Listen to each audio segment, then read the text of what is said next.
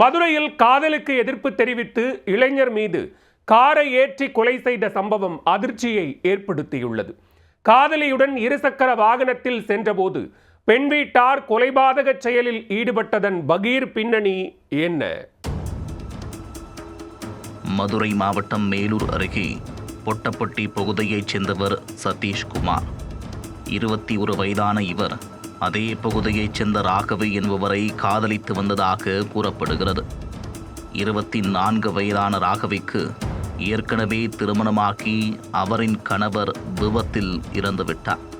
அவருக்கு 2 குழந்தைகள் இருக்கும் நிலையில் சதீஷ்குமாருடன் அவர் பழகி வந்துள்ளார். ஆனால் இவர்களின் காதலுக்கு பெண் வீட்டார் கடும் எதிர்ப்பு தெரிவித்துள்ளனர். இதனையடுத்து இருவரும் திருச்சிக்கு சென்று திருமணமாகாமல் கணவன் மனைவி போன்று ஒன்றாக வாழ்ந்து வந்ததாக கூறப்படுகிறது. இதனிடையே ராகவி தனது வீட்டிலிருந்து தங்க நகைகளை எடுத்துச் சென்று விட்டதாக அவரது பெற்றோர் மதுரை மேலூர் காவல் நிலையத்தில் புகார் அளித்துள்ளனர். இது தொடர்பான விசாரணைக்காக காதலர்கள் இருவரும் மேலூர் காவல் நிலையத்திற்கு வந்துள்ளனர். விசாரணை முடிந்த பின்னர் சனிக்கிழமை இரவு இருவரும் மீண்டும் திருச்சி நோக்கி இருசக்கர வாகனத்தில் சென்றுள்ளனர். அவர்கள் மேலூர் அருகே ஐயாப்பட்டி 4 வழிச்சாலையில் சென்றபோது பின்னால் வந்த கார் இருசக்கர வாகனத்தின் மீது பலமாக மோதி உள்ளது. இதில் இருவரும் கீழே விழுந்து படுகாயமடைந்துள்ளனர்.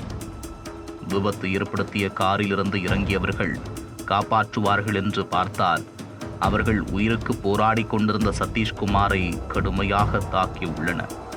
இதில் நிலைகுலைந்த இளைஞர் நிகழ்விடத்திலேயே பரிதாபமாக உயிரிழந்ததாக கூறப்படுகிறது. தகவலறிந்து விரைந்து சென்ற போலீசார் படுகாயமடைந்த இளம்பெண்ணை மீட்டு மதுரையில் உள்ள ராஜாஜி அரசு மருத்துவமனையில் அனுமதித்தனர்.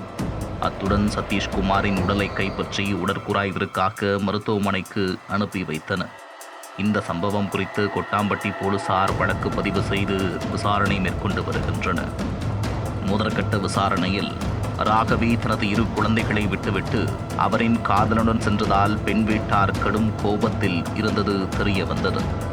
அதை இருவரும் பொருட்படுத்தாததால் இளைஞரை கொலை செய்ய சதித்திட்டம் தீட்டியுள்ளனர். இந்நிலையில் மதுரைக்கு வந்துவிட்டு திருச்சி திரும்பும் போது பெண்ணின் சகோதரன் மற்றும் உறவினர்கள் ஒன்று சேர்ந்து இருசக்கர வாகனத்தின் மீது காரை ஏற்றி கொலை செய்ததாக கூறப்படுகிறது.